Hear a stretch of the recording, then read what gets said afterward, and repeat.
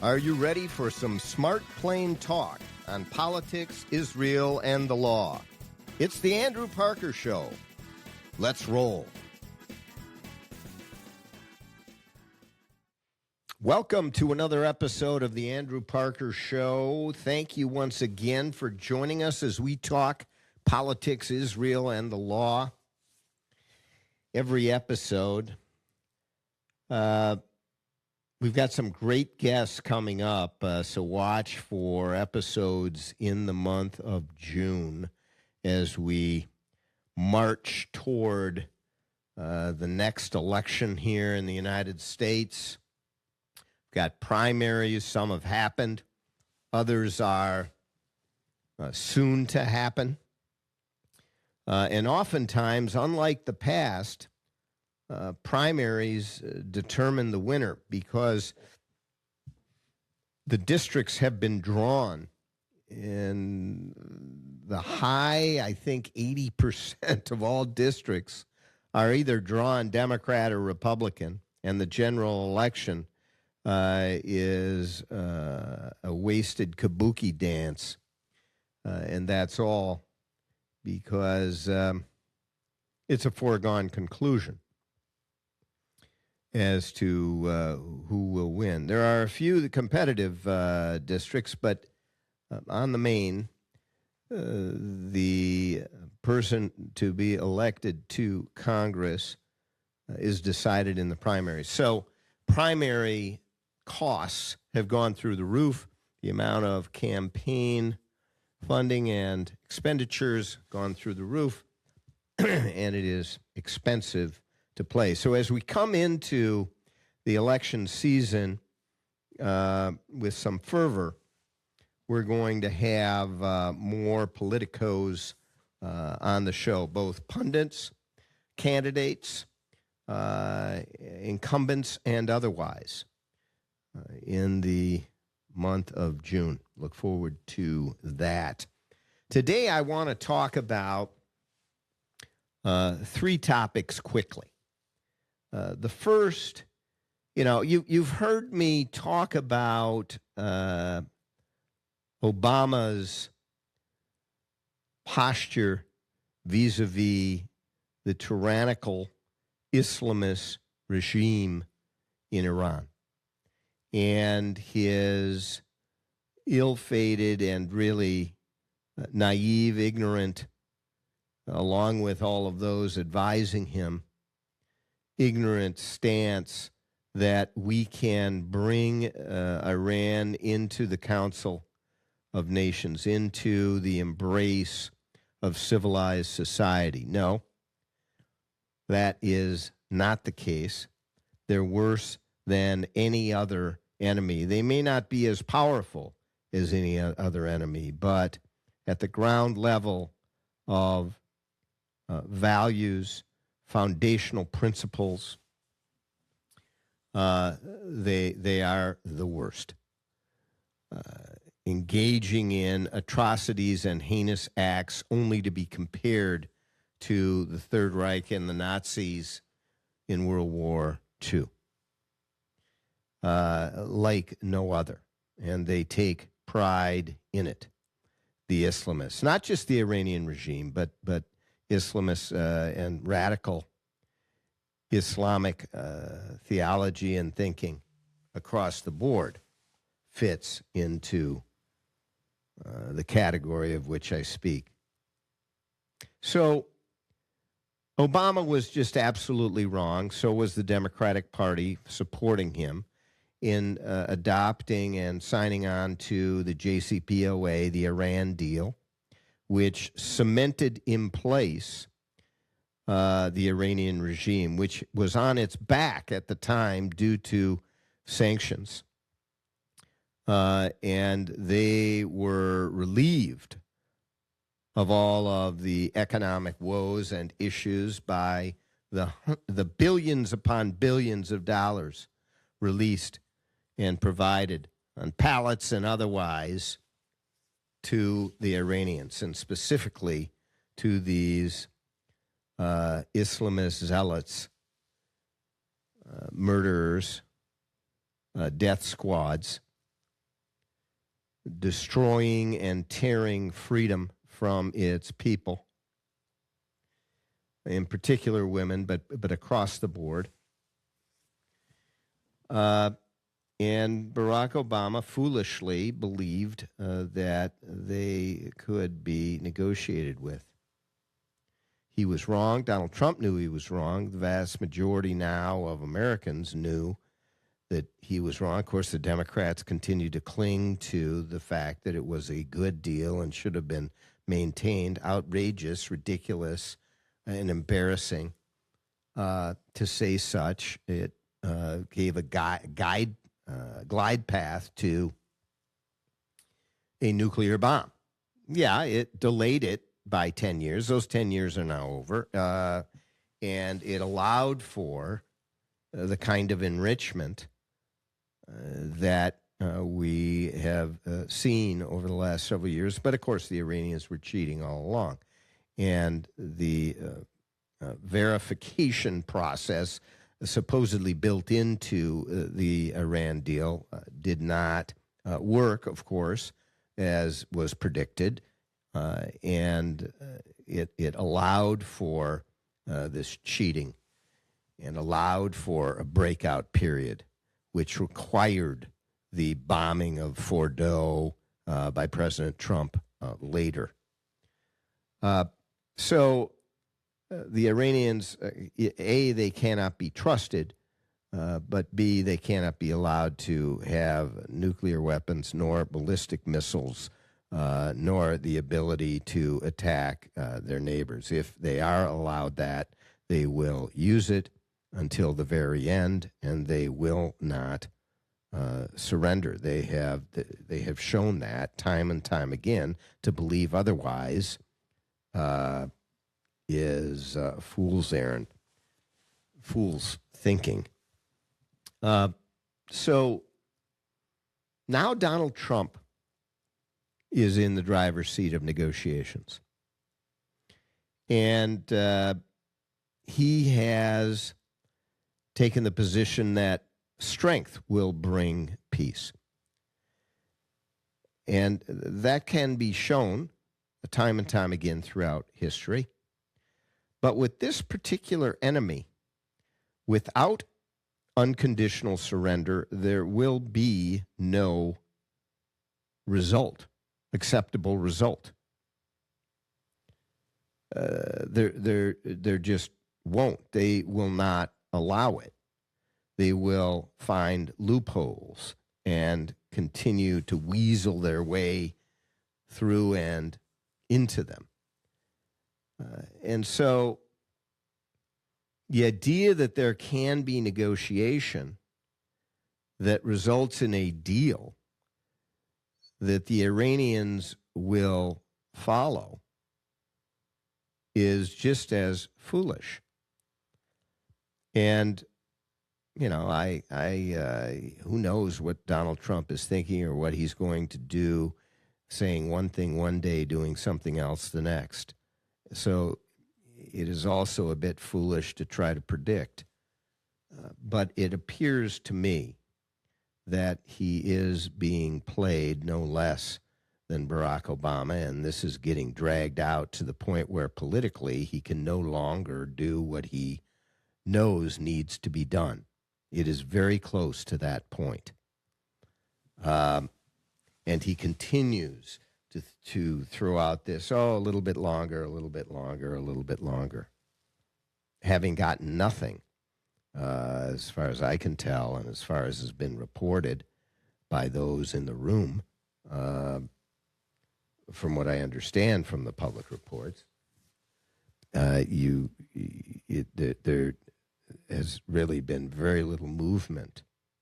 And so this is a classic Iranian negotiation that has gone on. They have controlled the negotiation. Donald Trump claims he has. I haven't seen that. And so I don't have a lot good to say about the handling of this thus far. Certainly the first month of military operations by the Israelis and the United States was required. needed and carried out exceptionally well. No question about it. Since then, the lengthy ceasefire really appears to have no basis or foundation to it.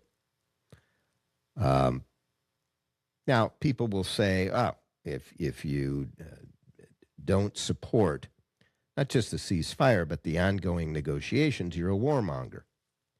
No, in fact, you're a peacemonger, because more people will be killed, murdered, maimed. There will be more war if there is not unconditional surrender, if there is a deal that cannot be a good deal. A, it won't be followed. B, in order for the Iranians to sign a deal, it can't be a good deal. They won't do it. The only deal is a deal that is written by us and delivered, and if not, then there is removal of the regime in full.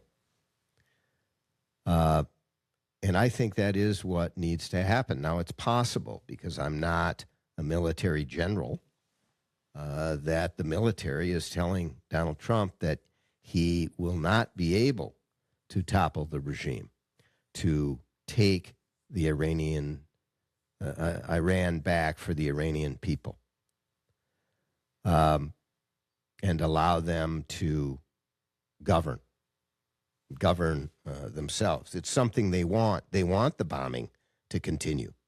Most of the groups, not the regime, but the opposition groups, want the bombing to continue to conclusion, to victory, to the destruction of this awful fundamentalist regime, this murder machine, murdering tens of thousands of people, hanging them in the street. The worst despotic regime perhaps in the world.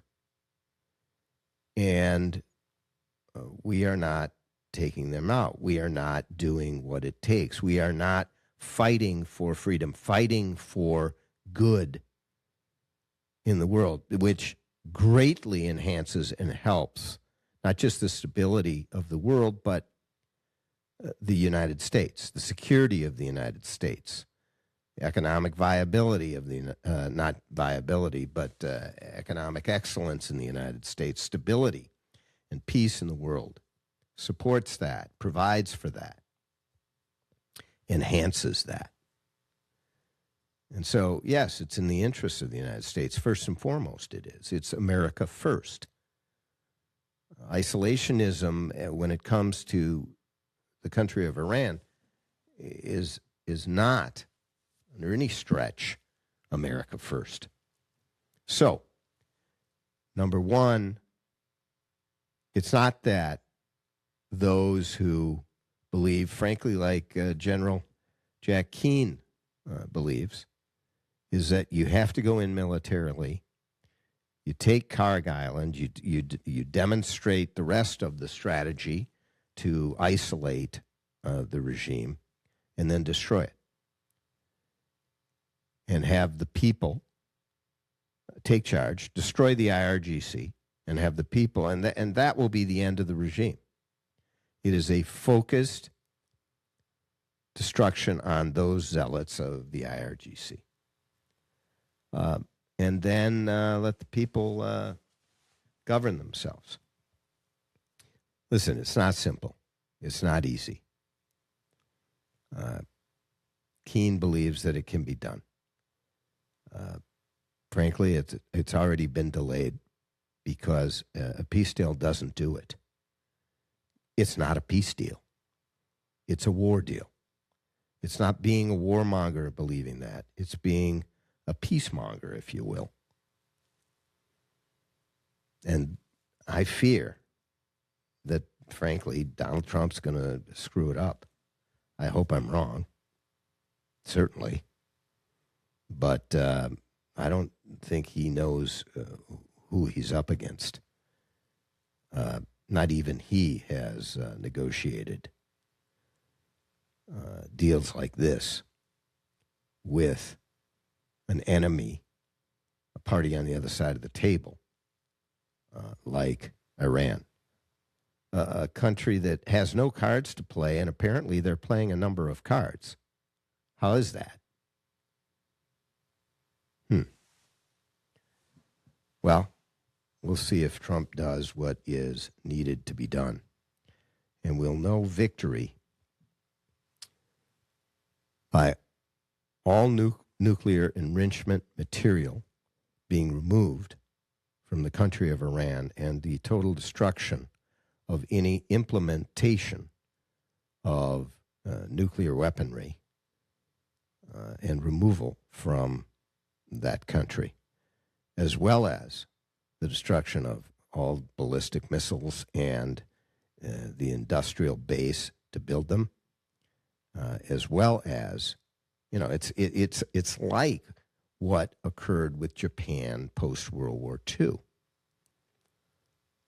because they had no position to negotiate anything. It was dictated, and they had to follow it. And ultimately, as you know, they are now a party to the Council and a part of the Council of Nations and sit as an important voice in civilized society. So yes, it's possible. But that's what brings about peace, as it's been peace with Japan ever since World War II. We don't want to continue this dance and lose lives year in, year out, and have instability throughout a very important region of the world. So it needs to be ended here. Again, nuclear material, no ballistic missiles, missile systems, no support for terrorist proxies, completely cut off. And if they can't do that, and certainly the fundamentalist Islamists will not and cannot do that, they'll never agree to it, and if they do, they'll be lying.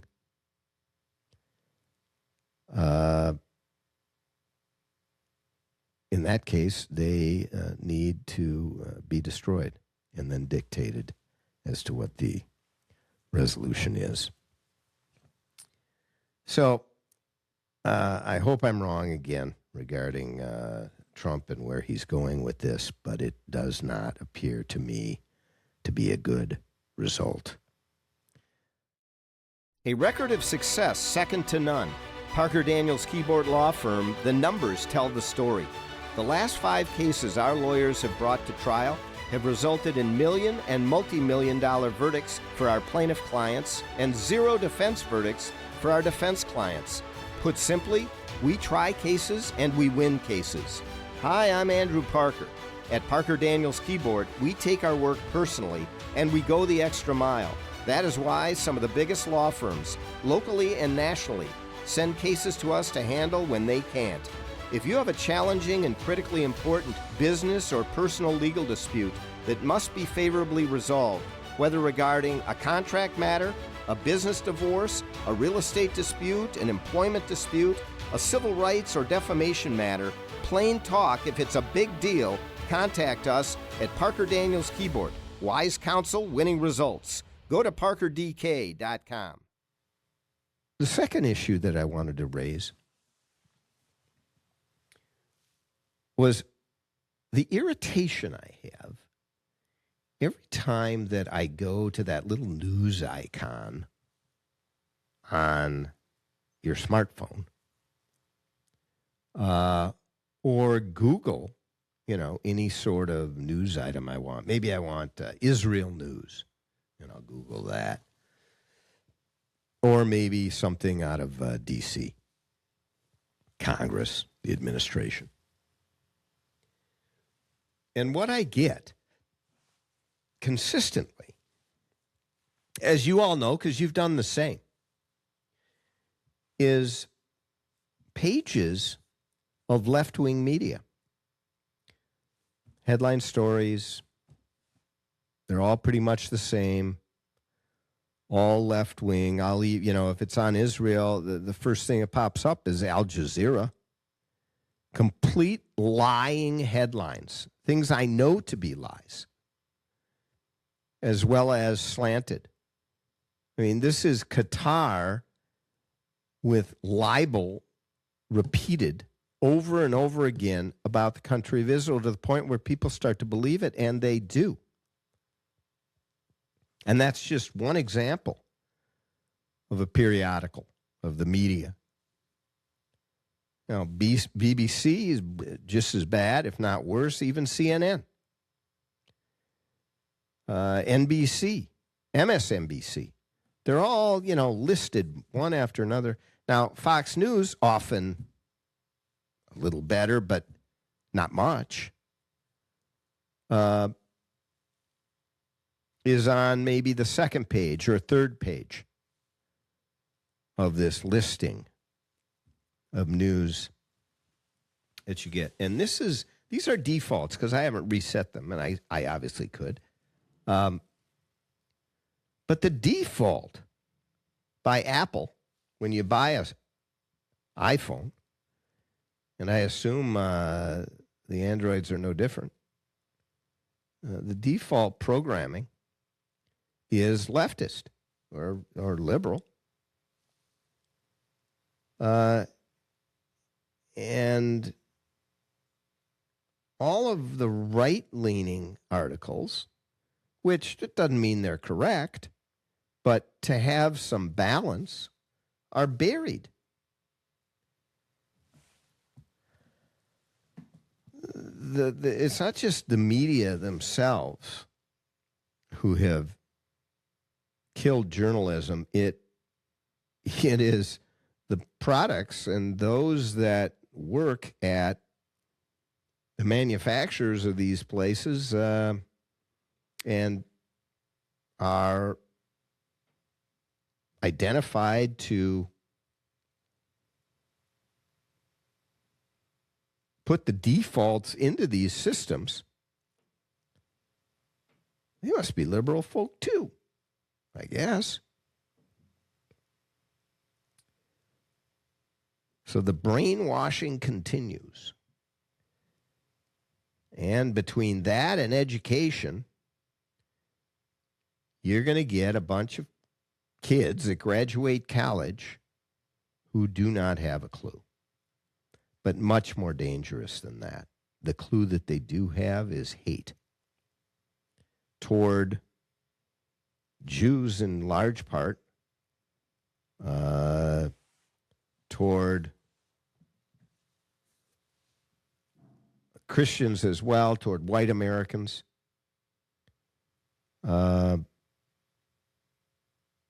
And, I don't say that as the fact that this is a race issue. I don't think it is. It certainly shouldn't be. I am and have always been one who does not label people by or identify their characteristics by their race or by their skin color or even their socioeconomic status, which so many label people by. So, anyway, the technology drives the liberal message, and I think we are better off being diverse. I'm a big supporter of diversity of thought. Not so much needing to be diversity of skin color, diversity of socioeconomic. Those things can help because of the differing experiences that people might have. But it's because of those differing experiences that create the diversity, not their skin color. It's the diversity of experiences that create it. And I'm a big supporter of that. Yeah, I always have been. The third issue that I want to quickly touch on is it appears that the United States is accepting of the fact that it is the place to come to steal from. Yeah. There's so much money, we're so awash in the bloat that you come here and you steal a few $1 billion. It's not even missed for years. And when it is realized that it's gone, it still is pointing the finger at everybody but the obvious. This is government failure. Government is so bloated, it looks the other way, creates an entire culture, underground culture that siphons off, and then it continues to support and reelect those who look the other way and allow the system to continue year in, year out. To the next election, when those same folks get elected from the party to look the other way, as taxpayer dollars are getting siphoned off and being used to reelect, along with, Mercedes and Hummers and all the other luxury expenditures. Humvees, right? Yeah. And with government failure, it's easy to do.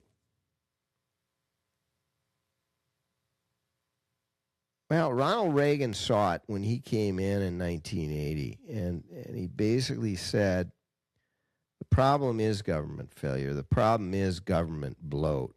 The problem is when the government comes and says, I'm from the government and I'm here to help. I mean, Reagan said you got to run the other way. So he changed the relationship, and this is what people loved about him at its core.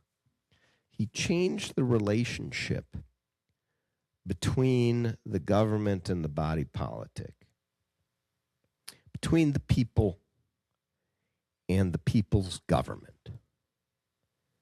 It's no longer the people work for the government.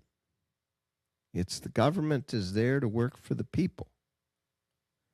And you have to know that burned into government systems and processes is a wide swath of failure that is going to happen because of the way it is set up. You are dealing with other people's money, not your own. So you're much more lax and at ease as it relates to what happens with that money, how efficient it is used and spent.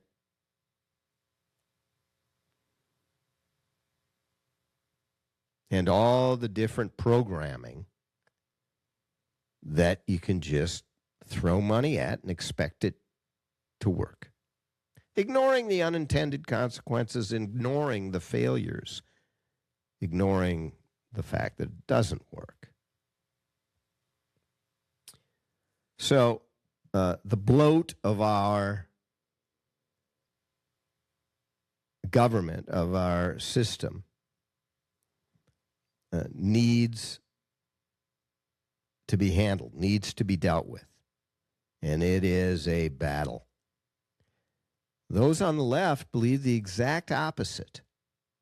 They believe the government can solve all ills, and the bigger the government, the more money that is taken from the people so that they don't get to choose how to spend the money that they have worked day in and day out for.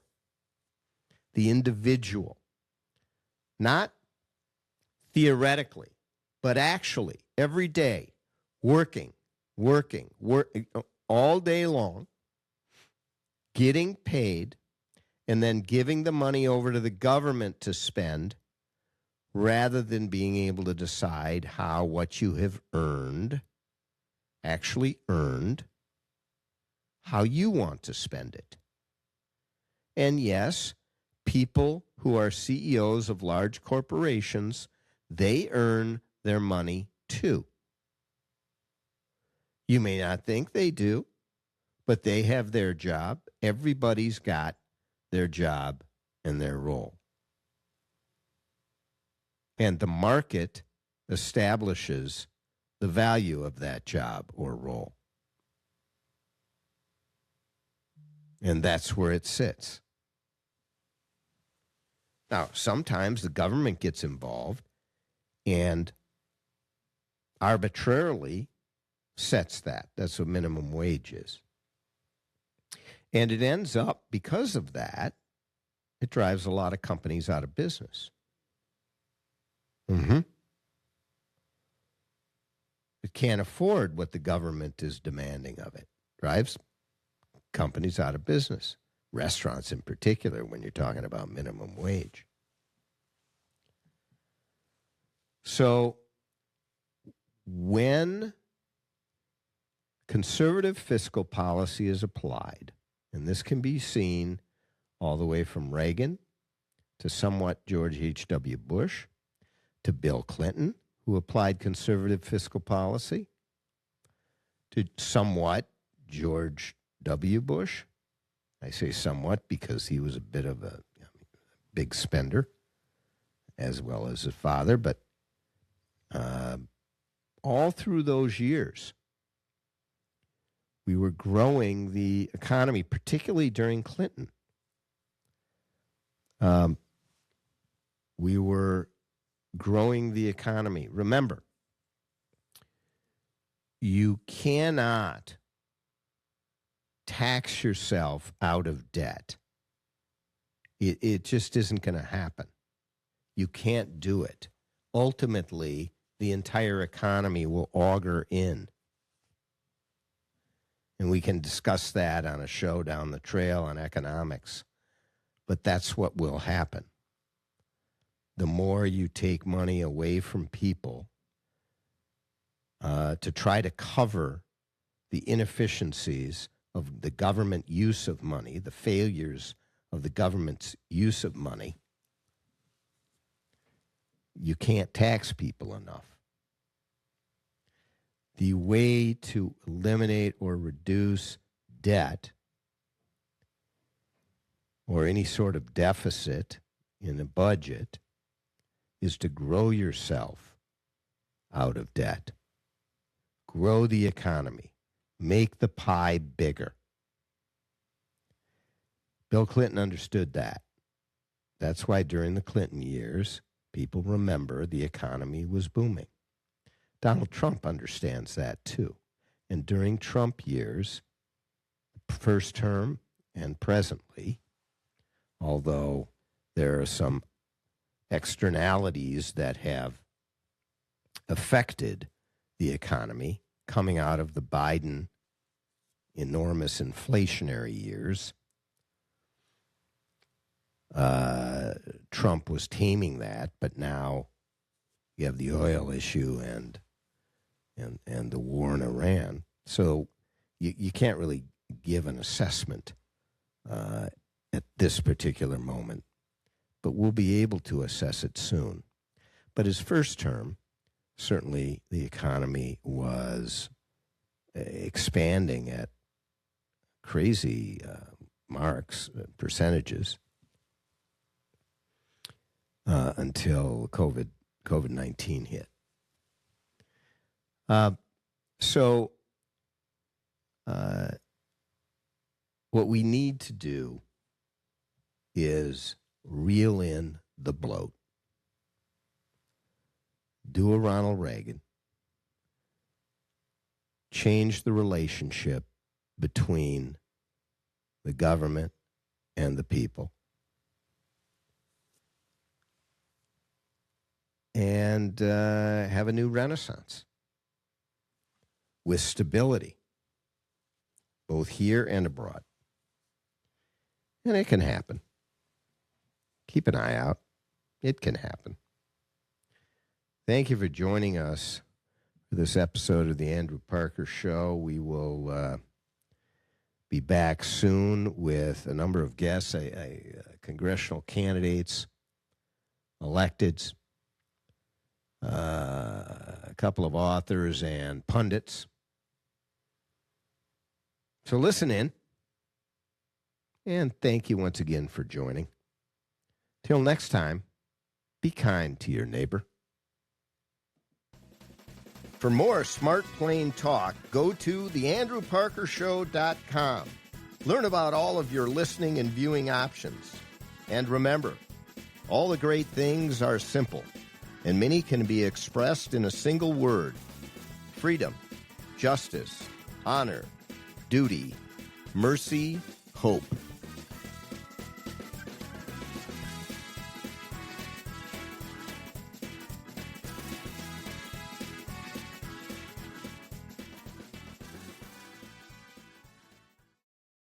This episode of The Andrew Parker Show is sponsored by Parker Daniels Keyboard.